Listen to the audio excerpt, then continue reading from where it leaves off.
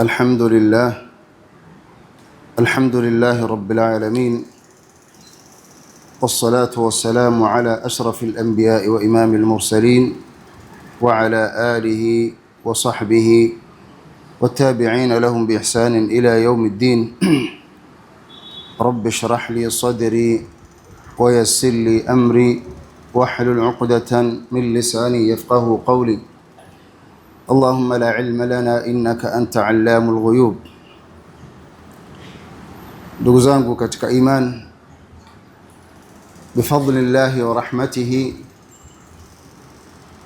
kwa fadhila za Mwenyezi Mungu Subhanahu wa Ta'ala na rehema zake, tumeweza kukutana tena katika kikao hichi ndani ya mwezi mtukufu wa Ramadhan. Kwa kweli sio jambo la kawaida kama wengi kati ya wanadamu wanavyolichukulia. Neema ya kuwa hai kwa muda wa mwaka mzima, tena kutoka katika mwezi mtukufu wa Ramadhani mpaka kupata Ramadhani nyingine, ni fursa adhima ambayo Mwenyezi Mungu Subhanahu wa Ta'ala amemtunuku mja wake, na ni moja ya sababu ya almaghfirati wa rif'atu daraja. Muislamu akiweza kuwafikiwa kuipata Ramadhani, basi hili ni jambo kubwa mbele Allah Azza wa Jal, na ni sababu ya kusamehewa madhambi na kuinuliwa daraja. Na haya ni kwa mujibu wa maneno ya Mtume sallallahu alayhi wasallam katika hadithi ya Abi Huraira radiyallahu anhu alladhi rawahu al-Bukhari. Mtume sallallahu alayhi wasallam asema, as-salawatu al-khams wal jum'atu ila al-jum'ah wa ramadan ila ramadan mukaffiratun lima bainahunna idha ijtuniba al-kaba'ir. Mtume sallallahu alayhi wasallam atuambia kwamba swala tano mja anapoafikiwa kuziswali akawa ameweza kutoka katika swala hii na kwenda katika swala nyingine, kadhalika akaafikiwa kuswali Ijumaa alafu akaipata na Ijumaa ya pili, na vile vile akaafikiwa kufunga Ramadhani ya mwaka jana na mwaka huu vile vile akapata Ramadhani nyingine, basi ni sababu ya kusamehewa madhambi wa kile kipindi, muda wa mwaka mzima.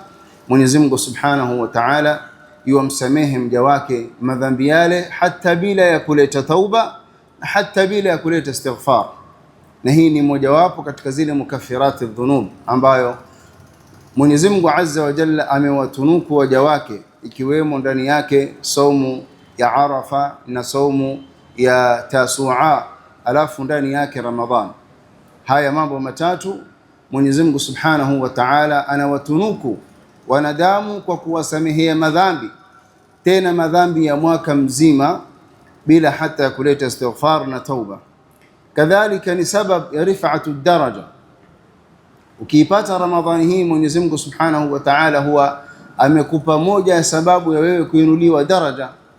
Katika hadithi ya Talha ibn Ubaidillah ambayo inasumuliwa sana katika miezi hii mitukufu ya Ramadhani, watu wawili ambao walisilimu mbele ya Mtume sallallahu alayhi wasallam, kisha wakaondoka. Mmoja akawa na ijtihad nyingi katika ibada, kisha baada ya hapo akaenda jihad, fastushhida fihi, akafa katika fi sabilillah, kuitetea dini ya Mwenyezi Mungu Subhanahu wa Ta'ala.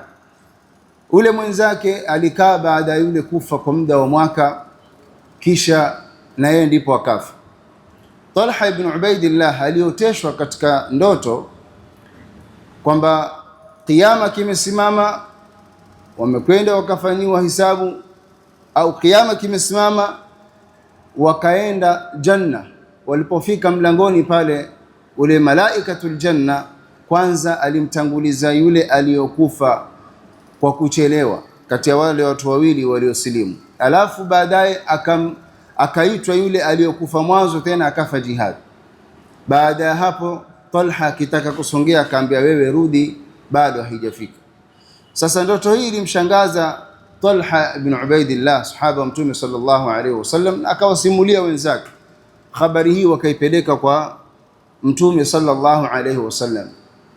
Walipompelekea Mtume sallallahu alaihi wasallam, akawauliza alaysa aasha ba'dahu sana, huyu aliyoingia peponi mapema ambaye mwamshangaa kwa nini yeye ameingizwa yeye mapema na wakati yeye amechelewa kufa, na mwenzake amekufa mbele, tena amekufa jihad. Na jihad kama mnavyofahamu huwa dhirwatu sanami hadha din. Katika fadhila hakuna ibada yoyote ambayo inafikia aljihad fi sabilillah, kwa sababu ni kujitolea muhanga kwa nafsi yako. Sasa Mtume sallallahu alaihi wasallam akamwambia alaysa adraka Ramadhan, huyu si aliishi mwaka mmoja akaupata Ramadhani. Akawaambia fama bainahuma farqun baina as-samai wal ard, au kama qala alayhi salatu wassalam. Tofauti ya baina hawa watu wawili ni tofauti ya baina al-mashriq wal maghrib kwa thawabu na ajr, kwa sababu tu yule wa pili alipata Ramadhani na akafunga.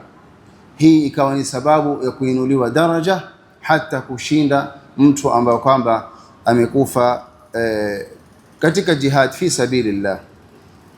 Biidhnillahi alkarim, katika kikao chetu au vikao vyetu vya mwaka huu, nimependelea kuizungumzia risala moja muhimu ambayo imekusanywa ndani yake 42 wasiyatan wa bushra litaib, nyasia na bishara 42 ambazo anapewa yule mtu amekabili kutubia na kurudi kwa Mwenyezi Mungu Subhanahu wa Ta'ala. Kwa kweli nimeona ni risala ambayo ina umuhimu, kwa sababu mwezi wa Ramadhani wengi katika Waislamu yukbiluna ala Allah bitawbati wal istighfar, na kule kurudi kwao kwa Mwenyezi Mungu Subhanahu wa Ta'ala na kutubia na kuamua kuacha yale ambayo kwamba ni haram na kurudi kwa Allah Azza wa Jalla kikamilifu, basi ni muhimu sana watu kama hawa waweze kupewa bashair, yani mambo ambayo yatawapa moyo na kuwapa morale kule kukabili kwao kwa Allah Azza wa Jalla. Mara nyingi sisi tumezoea huwakejeli na kuwapa maneno ya kuyavunja moyo. Tapata watu wasema kwamba hivi Ramadhani ishaanza, watu washaanza kujazana misikitini siku 2 siku 3, kisha watoka au wakimbia. La ya wewe, ya kuudhi nini nyumba ya Mwenyezi Mungu Subhanahu wa Ta'ala? Waache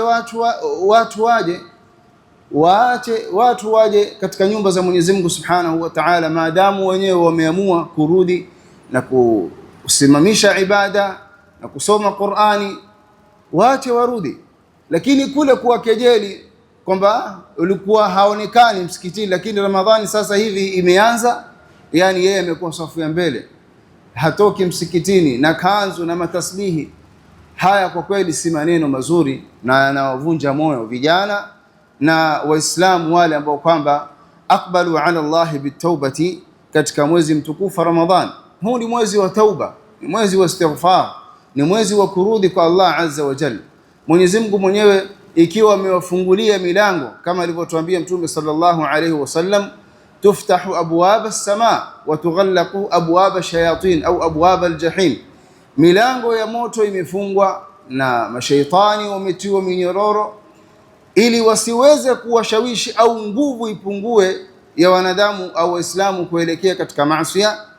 Wakadhalika futihat abwab al-jinan, na imefunguliwa milango ya pepo istibsharan, kuwapa bishara kwamba sasa hii ni khairi imekabili mbele yenu, na nyinyi murudi na muwe tayari kuipokea bishara kama hii na khairi. Kwa hivyo ni jambo muhimu sana watu waweze kupewa moyo na morali katika jambo hili la tauba, na bila shaka mwanadamu hupata himizo kufanya jambo na nguvu zaidi pale anapopata maneno ya kumshajiisha. Mwanadamu katika maumbile yake, ulama nafsi, ukimsifu kwenye jambo anapolifanya na ukampa morale na ukampa nguvu, wallahi hata kama haliwezi atalifanya, hata kama haliwezi atalifanya. Juzi nilisikia kisa shekhe mmoja akizungumza kwamba kuna mwalimu mmoja alimwandikia mzazi barua, akampatia mtoto wake amrudishie, ampelekee. Alipompelekea yule mzazi alifungua ile barua imeandikwa maneno mazito, imeandikwa maneno mazito. Yule mzazi akachukua ile barua akaifunga, akaiweka katika sanduku, lakini yule mtoto akawa na hamu kujua ile barua imeandikwa nini. Akakaa akamuuliza mama yake, akamwambia, kwa nini umeletewa barua na mimi siendi tena skuli? Akamwambia, mwalimu amesema kwamba wewe akili yako ni kali sana, wewe una akili nzuri, yani ye hawawezi wao kukufundisha kule madrasa. Sasa aona kama akupotezea wakati, afadhali ukae hapa hapa nyumbani mimi nikufundishe. Yule mtoto akahisi, akapatwa hisia tofauti, akaanza bidii ya kusoma. Kumbe ile barua yenyewe ilikuwa imeandikwa kwamba mtoto wako ni zuzu, bozo, hafai, watusumbua, usimlete tena hapa madrasa, hatumtaki hapa skuli, tafuta mahali pengine umpeleke. Hemu waonaje maneno yale angeambiwa yule mtoto wakati ule? Huyu mtoto maneno haya hakuyajua mpaka baada ya kuwa amesoma, amekuwa daktari, baba yake amekufa. Katika tu kufungua sanduku zile document, akaja akapata ile barua, akaenda kiisoma. Akiisoma ndo yeye mwenyewe ndiye aelezea history. Akiisoma kumbe ile barua mwalimu aliandika kwamba huyu mtoto ni zuzu, hafai, hatumtaki tena skuli hapa. Lakini mzazi angalia namna gani alivyocheza na saikolojia yule mtoto. Hakumwambia maneno haya, alimpa maneno badali, na namna yale maneno alipofanya kazi na kumbadilisha, mpaka yule kijana akawa na bidii na hamu, akasoma, akawa daktari.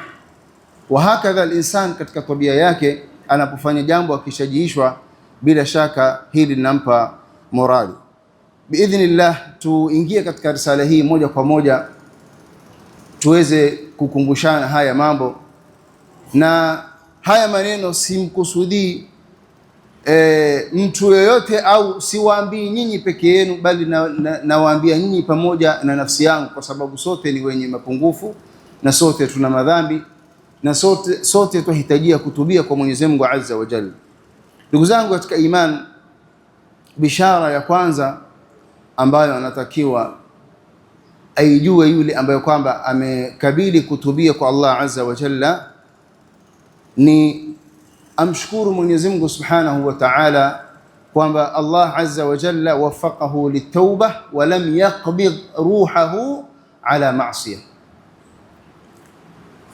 Ukiwa umeingiliwa na mwezi wa Ramadhani na ukaazimia kutubia kurudi kwa Allah Azza wa Jalla, basi fahamu ya kwamba Mwenyezi Mungu Subhanahu wa Ta'ala amekuwafikia hii tauba, na yeye Allah Azza wa Jalla ndiye amekutukuza kukupa hii nafasi, na hii ni neema kubwa. Tauba, ndugu zangu, mwanadamu hawezi kuifanya kwa nguvu zake, kwa kutamani kwake. Amehisi tu amefanya madhambi, akasema atarudi na akaweza.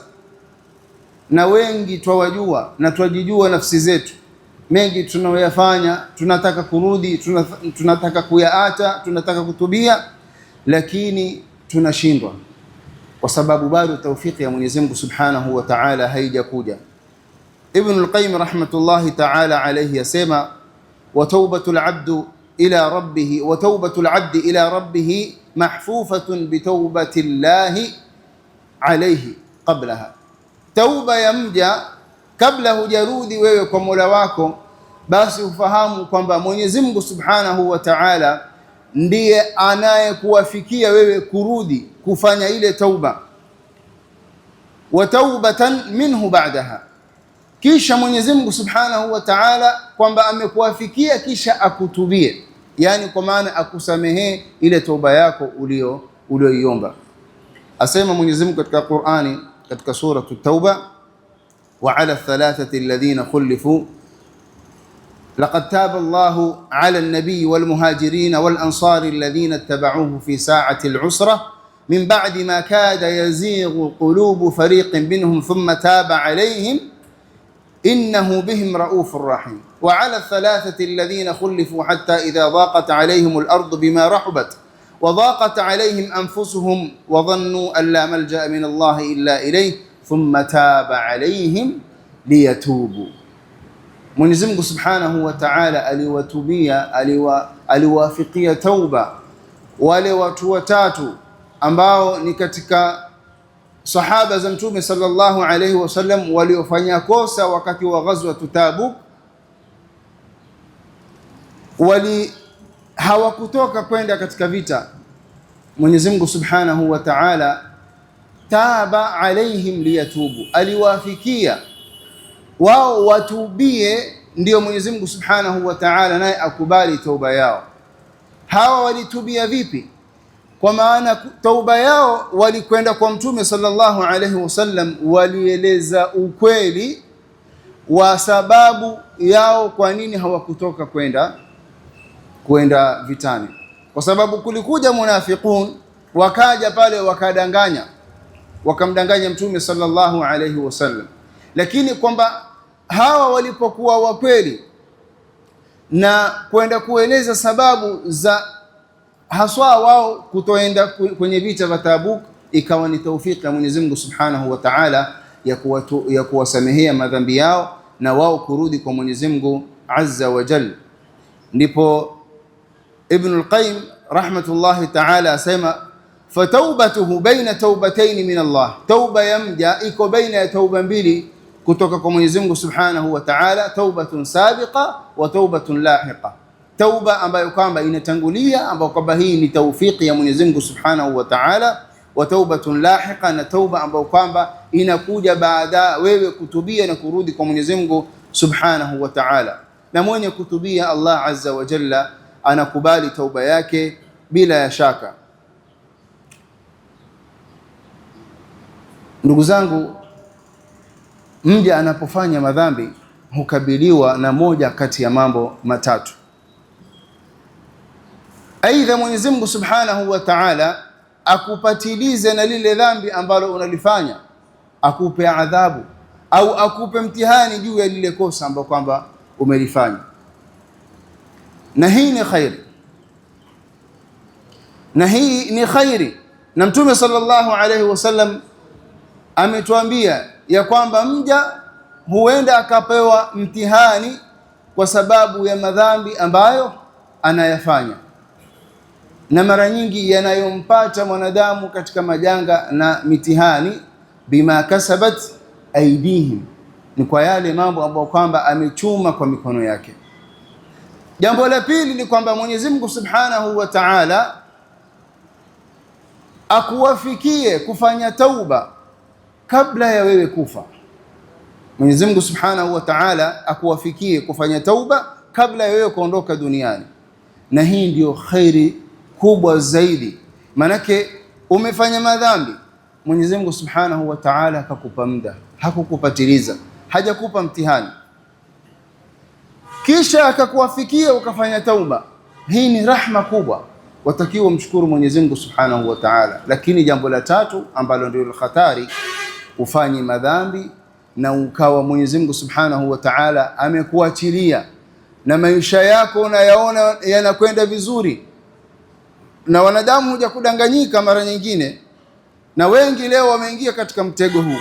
Anaona mtu anafanya maasi, mtu anafanya madhambi, mtu hata ibada hana, kuswali haswali, maisha yake mazuri, wengine humtamani bwana yule hata kuswali haswali, lakini mashallah mambo yake yamwendea vizuri. Wajua siri iliyoko nyuma ya hapo?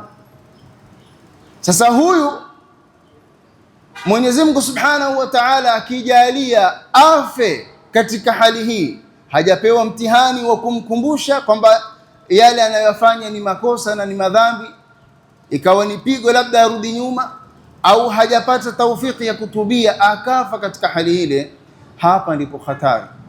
Falamma nasu ma dhukiru bihi fatahna alayhim abwaba kulli shay hatta idha farihu bima utu akhadhnahum baghtatan fa idahum mublisun. Ukiona mtu amefunguliwa katika hali ya maisha na yuko vizuri, na yeye upande wa ibada na taa na maamrisho ya Mwenyezi Mungu Subhanahu wa Ta'ala yuko mbali, basi usishangae huyu ameachiliwa kamba, yani amefungwa akaachiliwa kwamba, lakini lile shina au ncha Mwenyezi Mungu Subhanahu wa Ta'ala ameshikilia mpaka akiona kwamba ashafurahi na maisha. Akhadhnahum baghta, hapo ndipo atakapopatiliza Mwenyezi Mungu Subhanahu wa Ta'ala atamchukua. Na hii ndio hali ya hatari, na Muislamu asiombe kufikiwa na hali kama hii. Kwa hivyo mwenye kutubia, mtu ambaye kwamba ameafikiwa kufanya tauba na kurudi kwa Mwenyezi Mungu Subhanahu wa Ta'ala, huyu afahamu ya kwamba umeipata rehma kubwa ya Mwenyezi Mungu Azza wa Jal, na Mwenyezi Mungu kukuafikia kwenye tauba umeafikiwa na jambo khairi, jambo kubwa na jambo la khairi ambalo limekuokoa wewe na maafa mingi. Mwenyezi Mungu alikuwa aweza kukupatiliza kwa jambo lolote, kwa adhabu yoyote hapa duniani kabla ya akhira, lakini amekupa muda, pengine kuanzia Ramadhani au mwaka mzima wewe unafanya vituko vyako, lakini Ramadhani ikaingia, imani ikakupata, ile moyo wako ukakusuta, ukaamua kurudi nyuma na kufanya tauba, basi wallahi wewe umeafikiwa na khairi kubwa, na Mwenyezi Mungu Subhanahu wa Ta'ala amekupendelea khairi. Furahi juu ya hili na umshukuru Allah Azza wa Jalla, kwa sababu kurudi kwako kwa Mwenyezi Mungu si kwa kutaka wewe mwenyewe, wala si kwa mapendeleo yako, wala si kwa mambo yako unayoyafanya ya khairi. Unajua kuna watu wanafanya maasi kisha wana viji khairi vidogo wafanya, hudanganyika wengine sema hizi labda zitaziba zile. La, almu'min muislamu hayamtoi katika dhima makosa yake na madhambi yake isipokuwa kwa tauba na kurudi kwa Allah Azza wa Jalla. Khairi yako umeifanya utaandikiwa, naam, lakini hili la maasi na dhambi ambazo kwa umezifanya lazima urudi kwa Mwenyezi Mungu na uwe ni mwenye kufanya tauba. Hii ni wasia wa kwanza au bishara ya kwanza ambayo kwamba tunampa au tunaambizana sote ambao kwamba tunarudi kwa Mwenyezi Mungu Subhanahu wa Ta'ala na kufanya tauba. Bishara ya pili au wasia wa pili ni kwamba wewe mwenye kutubia, i'lam anna Allah Subhanahu wa Ta'ala ahya qalbaka ba'da an kana maytan. Ahya qalbaka binur alhidayah ba'da an kana maytan au ba'da an kanat mayta. Mwenyezi Mungu Subhanahu wa Ta'ala anapokuwafikia kufanya tauba na kurudi kwake yeye Allah Azza wa Jalla, fahamu ya kwamba umeafikiwa na Mwenyezi Mungu Subhanahu wa Ta'ala. Amehuisha moyo wako. Wewe moyo wako ulikuwa umekufa, moyo wako ulikuwa umejaa giza. Sasa kule kupata tauba, fahamu kwamba kumeingia nurul hidayah katika moyo wako, kumeingia nur katika moyo wako kwa kurudi kwa Allah Azza wa Jalla na kuomba msamaha na kufanya tauba. Afaman kana maytan fa ahyaynahu waja'alna lahu nuran yamshi bihi fi nnas. Je, atakuwa sawa yule ambaye kwamba alikuwa maiti, alikuwa amekufa, fa ahyaynahu waja'alna lahu nuran yamshi bihi fi nnasi kama mathaluhu fi dhulumati laysa bi kharijin minha, kama yule ambaye kwamba yuko katika giza, dhulma za maasiya na madhambi, amezama ndani yake, hajitambui, hawezi kuwa sawa. Na kweli mwanadamu anapokuwa katika maasiya huwa yuko katika dhulma huwa yuko katika giza la hatari, huwa yuko katika giza la hatari. Moyo wa mwanadamu huu unakuwa umesusua, umepigwa muhuri kwa machafu na madhambi hapo kwamba ulikuwa unafanya. Mtume sallallahu alayhi wasallam atuambia, innal mu'mina idha adhnaba dhanban kanat ayan kanat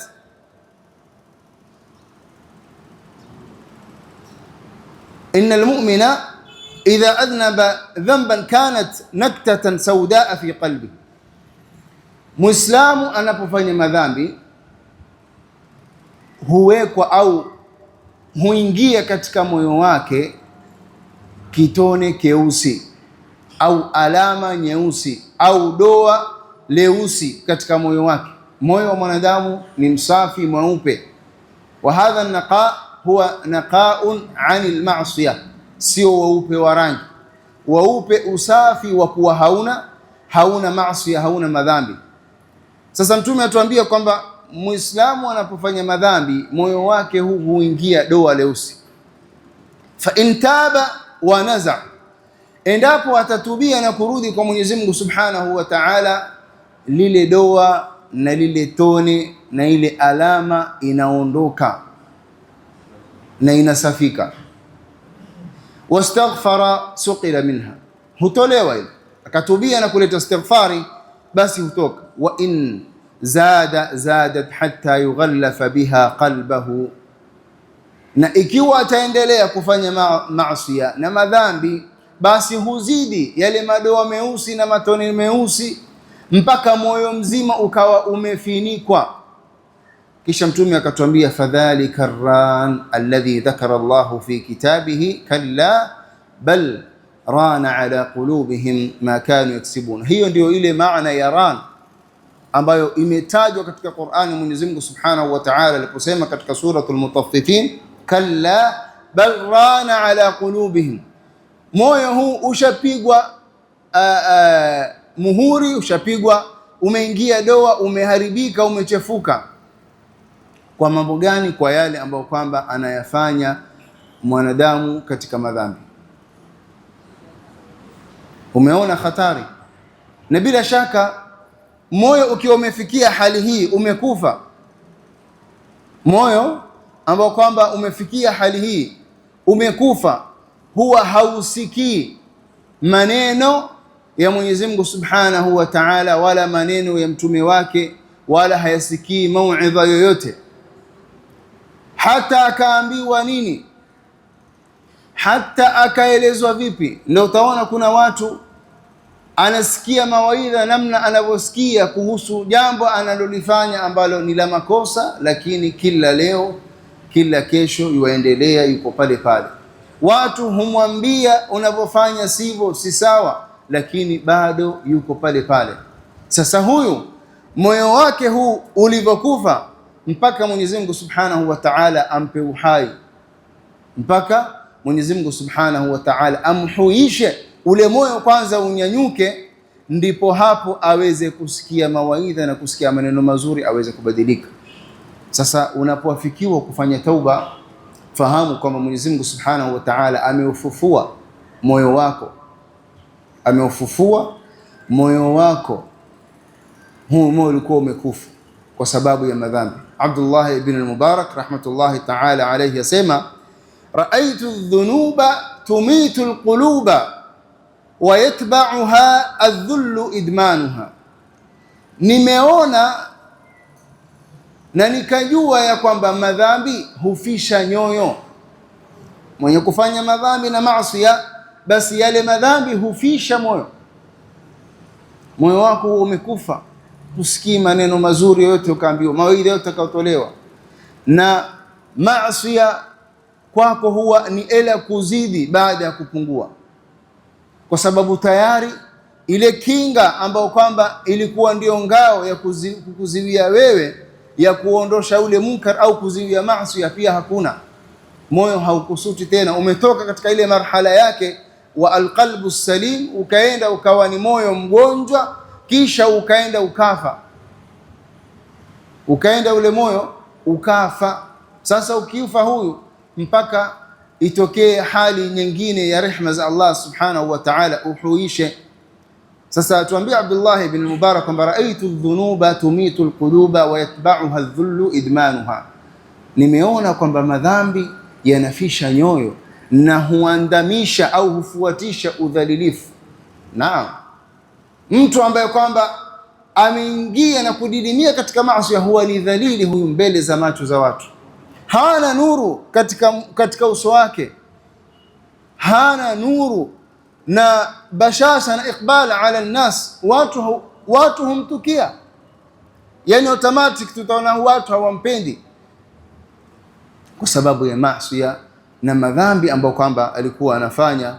Asema wa tarku dhunubi hayatul qulubi wa khairun li nafsika isyanuha, na kuacha madhambi ndio sababu ya nyoyo kuwa hai. Kuacha madhambi ni sababu ya nyoyo kuwa hai, na hilo ndio khairi kwa nafsi yako. Jaribu kuiasi, usikubali na usiiridhie kila linalotaka kufanya na wewe ukataka kufanya. Hii ni bishara ayuha taib, ewe mwenye kutubia. Fahamu unapotubia Mwenyezi Mungu Subhanahu wa Ta'ala amekujalia uhai katika moyo wako na nuru ya uongofu, na amekutoa katika giza na dhulma za maasi na madhambi. Na hili bila shaka ni jambo kubwa na ni jambo adhim kwa mwanadamu, kwa sababu mwanadamu akiendelea kuishi katika dhulmatul maasi, basi huharibikiwa na maisha yake hapa duniani na kesho akhira ni zaidi. Bishara ya tatu, i'lam anna Allah yafrahu bitawbati at-ta'ib. I'lam anna Allah yafrahu bitawbati at-ta'ib. Unaporudi kwa Allah azza wa jalla, fahamu ya kwamba Mwenyezi Mungu Subhanahu wa Ta'ala yuwafurahi na tauba yako. Angalia, Allah azza wa jalla laysa kamithlihi shay'un wa huwa as-sami'u al-basir. Mwenyezi Mungu azza wa jalla hafanani na yoyote katika sifa zake. Unapomkosea mwanadamu ukajua umemuudhi na umemfanyia kosa kubwa, wewe kurudi kwake, warudi ukijua kwamba huyu mtu amekasirika, huyu mtu ameudhika, na kwenda kwake mimi kumuomba msamaha. Hata kama atanisamehe, lakini msamaha ule wa pale ni msamaha utachukua muda mpaka yeye arudi sawa. Pengine baada hapo itakuwa akikusalimia ni salamu, hakuzidishi kitu, au hata pengine awe kukwepa, yani itachukua muda mpaka arudi sawa, muwe mwasalimiana, mwarudi mwazungumza, mwakana pamoja hilo. Na pengine wengine watakwambia nimekusamehe, lakini bwana mimi na wewe basi, hataki tena urafiki, hataki tena ufanye kazi na yeye, hataki tena ushirikiano baina ya wewe na yeye. Huu ndio mwanadamu alivyo, na popote anapokuona yeye hataki, popote atapokuona wewe hataki kuona. Ni wachache sana ambao kwamba wataweza, labda baada ya kuwa umemwomba msamaha kisha murudi mwa kawaida. Angalia Allah azza wa jalla, Allahu yafrahu bitawbati abdi, Allahu yafrahu bitawbati abdi. Kule kurudi kwako kwa Mwenyezi Mungu Subhanahu wa Ta'ala, Mwenyezi Mungu azza wa jalla yuwafurahi. Mwenyezi Mungu Subhanahu wa Ta'ala yuwafurahi wewe kurudi, yuwapenda. Na leo si hivyo, Mwenyezi Mungu azza wa jalla hangekuita,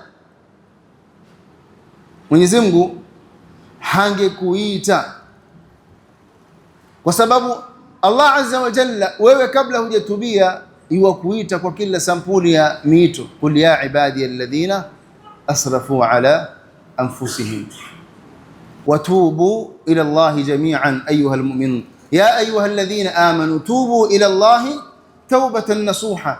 Nani mtu umkosee katika wanadamu kisha kuite bwana, sawa tumekosana, njoo tupatane. Mwanadamu katika maumbile yake na tabia yake ni kwamba ukimkosea wewe lazima uwe mnyonge, ujidhalilishe wewe kwake, uende ukamwombe msamaha. Tena hiyo kukusamehe ni bahati nasibu. Lakini Mwenyezi Mungu Subhanahu wa Ta'ala wamkosea wewe, kisha yeye ndiye akuite umuombe msamaha, akuite umuombe msamaha, kisha yeye subhanahu wa ta'ala akusamehe. Mtume sallallahu alayhi wasallam atuambia kwamba lallahu ashaddu farhan bitawbati abdihi almu'min min rajulin fi ardhin dawiyatin mahlaka معه راحلته عليها طعامه وشرابه فنام فاستيقظ وقد ذهبت فطلبها حتى أدركه العطش ثم قال أرجع إلى مكاني الذي كنت فيه فأنام حتى أموت فوضع رأسه على ساعده ليموت فاستيقظ وعنده راحلته. Mtume sallallahu alayhi wasallam atupigia mfano wa furaha ya Mwenyezi Mungu Subhanahu wa Ta'ala kwa mja wake kwamba ni zaidi kuliko furaha hii ya mja. Asema kwamba Mwenyezi Mungu ana furaha zaidi na kubwa kwa mja wake anaporudi kutubia, hata kuliko mtu ambaye amepotea katika jangwa ambao kwamba halina kitu chochote. Alikuwa yuko katika jangwa, kisha katika msafara huo ana ngamia wake, ndio kuna kila kitu chake ndani, kuna maji, kuna chakula, kisha yule ngamia akapotea. Sasa huyu bwana kwa hali aliyoiona akaona, mimi hapa sina namna ya kuokoka, afadhali nende nikatafute mti nikae nilale nisubiri kufa. Haya ndio maneno Mtume sallallahu alaihi wasallam atuambia kwamba ngamia amepotea, yeye yuko katika jangwa, chakula chake kiko hapo, maji yake yako hapo, akasema hata mimi niende nilale mahali nisubiri kufa, manake hapa hakuna lingine. Amemtafuta akashindwa. Fawadaa ra'sahu ala sa'idihi liyamuta fastayqadha, mara akashtuka, wa indahu rahilatuhu wa alayha zaduhu wa ta'amuhu wa sharabuhu, akifungua macho ngamia yake amemsimamia na yuko hapo na kila kitu kiko hapo, chakula kiko, maji yake. Fallahu ashaddu farhan bitawbati al-'abdi al-mu'min min hadha birahilatihi wa zadi. Basi huyu furaha ambayo kwamba ameipata na yuko nayo, Mwenyezi Mungu Subhanahu wa Ta'ala ana furaha zaidi kwa mja wake pindi anapotubia na kurudi kwake Subhanahu wa Ta'ala. Ndugu zangu, kwa kweli hili ni jambo la kumpa mtu morale, ya kumpa mtu moyo kugonga mlango wa Allah Azza wa Jalla kwa tauba na kurudi kwa Mwenyezi Mungu Subhanahu wa Ta'ala. Kwa sababu ikiwa huyu ndiye Allah tunamkosea, kisha yuwatuita, kisha yuwafurahi sisi kurudi kwake, ni kipi kinachotufanya tubakie katika maasi na madhambi? Hakuna sababu. Mwenyezi Mungu yuwafurahi ni yuwapenda mja wake arudi. Kwa hivyo tunapokabili kwa Allah Azza wa Jalla, tusikabili kinyonge nyonge, tusimkabili kama tunavyokumkabili mwanadamu kumwomba msamaha, bali mkabili Allah Azza wa Jalla ukiwa umenyanyua uso wako na kichwa chako na ufahamu ya kwamba Mwenyezi Mungu yuwakupenda na yuwafurahi kwamba wewe umerudi kwake na kumuomba msamaha. Bishara ya 4 kwa mtu anayetubia ni Mwenyezi Mungu Subhanahu wa Ta'ala yubaddilu sayiatihi ila hasanat, yubaddilu sayiatihi ila hasanat. Mwenyezi Mungu Subhanahu wa Ta'ala unapokwenda kufanya tauba na kumuomba yeye msamaha kwa madhambi ambayo kwamba umeyafanya, kuna zawadi nono ambayo kwamba unapewa hii kwa kule kurudi kwako tu. Zawadi yenyewe ni kwamba Mwenyezi Mungu Subhanahu wa Ta'ala yale madhambi na makosa uliyoyafanya yuwayabadilisha yote akayafanya nini? Mema. Mwenyezi Mungu Subhanahu wa Ta'ala unaporudi umekwenda sadiqan fi taubatika, ukawa mkweli kwa tauba yako na kurudi kwa Allah Azza wa Jalla, basi Mwenyezi Mungu Subhanahu wa Ta'ala atakusamehe yale madhambi kisha ayabadilishe. Kwanza amekufutia kisha anayabadilisha kwamba si madhambi tena yale tunayafanya kuwa hasanati. Angalieni ndugu zangu, Mwenyezi Mungu alikuwa na haki kukuhesabia, nitakusamehe lakini wewe ulifanya kadhaa na kadhaa na kadhaa na kadhaa. sio kukuhisabia tu, hukubadilishia. Mwenyezi Mungu Subhanahu wa Ta'ala hukubadilishia, hakuhisabii, yuakubadilishia ni mema. Angalia, hii ni zawadi iliyoje kwa mwanadamu Muislamu mu'min anaporudi kwa Mwenyezi Mungu Subhanahu wa Ta'ala. Wallahi ni utukufu na fadhila kubwa kwa Allah Azza wa Jalla, mbali na kuwa amekutunuku fadhila nyingine kabla ya hii. Manaka ulipofanya maasi, awalan sataraka, wa hadha fadl min Allah, as-sitr, amekusitiri. Kisha baada ya hapo fataha laka baba at-tauba, al-imhal, akakupa muda. Mwanzo amekusitiri kisha akakupa muda. Thumma fataha laka baba at-tauba, kisha akakufungulia mlango wa tauba, amekuwafikia kufanya tauba. Thumma badala sayiatika hasanat, kisha akabadilisha yale maovu uliokuwa unayafanya akayafanya mema. Mwenyezi Mungu Subhanahu wa Ta'ala asema, illa man taba wa amana wa amila amalan salihan faulaika yubaddilu Allahu sayiatihim hasanat, illa, isipokuwa yule ambaye kwamba atakuwa ni mwenye kutubia, wa amana wa amila amalan salihan, na akamwamini Mwenyezi Mungu Subhanahu wa Ta'ala na akafanya matendo mazuri. Ndugu zangu, ukiangalia hii aya nyuma, madhambi yaliyotajwa sio madhambi ya kawaida, madhambi makubwa. Walladhina la yad'una ma'a Allahi ilahan akhar, shirk, wala yaznun, zina, kabairu adh-dhunub, wala yaqtuluna an-nafsa allati harrama Allah, aywa, waman yaf'al dhalika yalqa athama. Sasa Allah Azza wa Jalla haangalii ukubwa wa madhambi kwa mja wake, bal anaangalia ukweli wa tauba yake anaporudi. Sidqu at-tauba, unapokuwa mkweli kwa Mwenyezi Mungu Subhanahu wa Ta'ala, Mwenyezi Mungu Subhanahu wa Ta'ala basi na yeye hukupaturu na kukutunuku ukirudi kwake yeye Azza wa Jalla, kwa kuwa umeamua kisawasawa kufanya tauba na kurudi kwa Allah Subhanahu wa Ta'ala. Faulaika yubaddilu Allahu sayiatihim hasanat, hao Mwenyezi Mungu Subhanahu wa Ta'ala asema ndio wale anaowabadilisha madhambi yao kuyafanya hasanat, mema. Wa kana Allahu ghafuran rahima. Ndugu zangu, hizi ni bishara ambazo kila mmoja apaswa ajue, afahamu pindi anapoingia katika maasi na madhambi, basi jambo la tauba, la kurudi kwake kwa Allah Azza wa Jalla lisiwe zito. Lisione kwamba mimi itakuwaje nirudi kwa Mwenyezi Mungu, kweli haya madhambi niliyofanya mimi naweza kukubaliwa?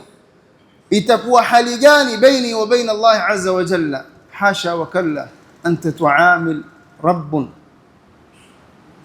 malikun karimun adhimun. Wewe unakwenda kumuomba msamaha, unasimama mbele ya Allah, mfalme mkarimu, mtukufu, mwenye fadla, rahimun ghafurun tawwab.